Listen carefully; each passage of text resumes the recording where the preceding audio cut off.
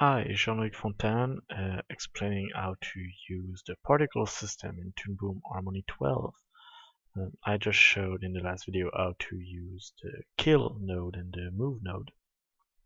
And I'll be back into the sprite emitter, but now into the rendering tab.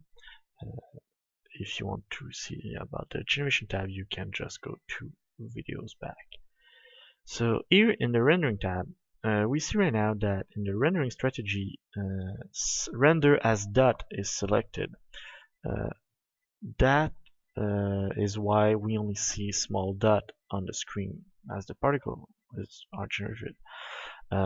In order to play a more complex animation, such as a water droplet falling from the sky, I can change my rendering strategy to a number of settings.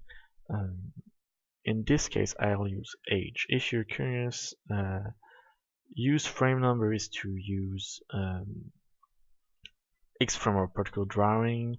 Use particle type is to use a drawing by itself, and use age is to use the animation contained within a drawing, which is exactly what I want. And I can show you exactly what the drawing is right now. I have a drawing that is connected to my sprite emitter.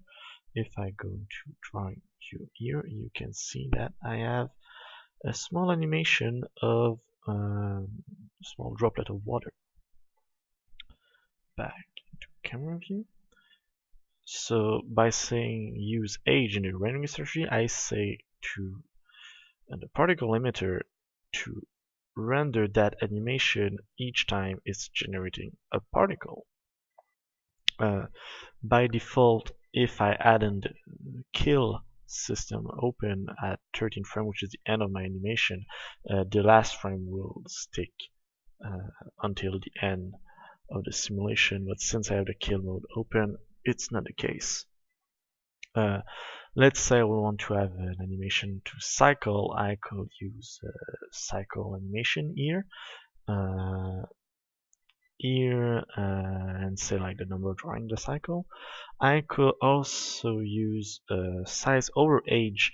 In fact, I use it by default. Normally size over age is set to 1, but this was doing a result way too big for me, so I set it to 0.05 in order to have a size that is way more plausible for the picture.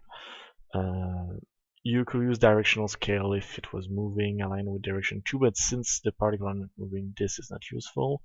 In the coloring strategy, I always use drawing color, and I just draw on the drawing level exactly the color I want. But if you wanted to have a color animated in your particle system, you could by changing in the setting here and animated the RGB and alpha setting of your particle. In the compositing here, I set up a blur, high quality radial blur based on camera distance in order to set up a small blur.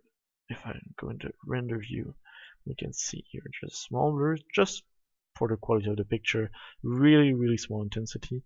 Right now my blend mode is on normal, but I could choose tons of other blend mode. For the one who are knowledgeable in Photoshop, those are pretty much the same blend mode as you have in the layer style menu in Photoshop, which is super useful.